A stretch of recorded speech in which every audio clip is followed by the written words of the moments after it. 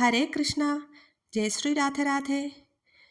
നമ്മൾ ഇന്നലെ ശബരിമലയിൽ നടന്ന പ്രശ്നങ്ങളൊക്കെ കണ്ടതാണല്ലോ അല്ലേ വീഡിയോയിൽ. എല്ലാവരും കണ്ടിട്ടുണ്ടാവുമല്ലോ അതൊക്കെ.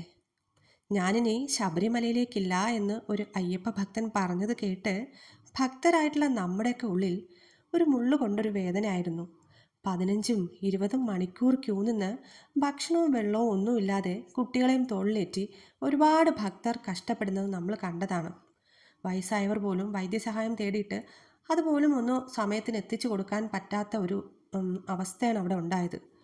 നമ്മൾ നിയമപാലകരെ, അതായത് പോലീസ് ഉദ്യോഗസ്ഥരെയൊന്നും കുറ്റം പറഞ്ഞിട്ട് കാര്യമില്ല. അവർക്കൊന്നും ചെയ്യാൻ പറ്റാത്തൊരവസ്ഥയായിപ്പോയി.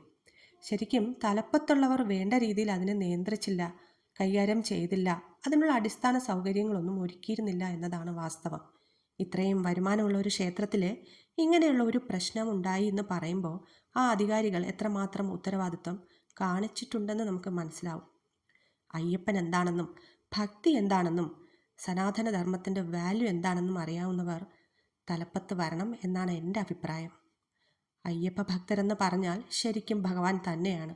അവരെ വേണ്ട രീതിയിൽ സേവിക്കുക തന്നെ വേണം.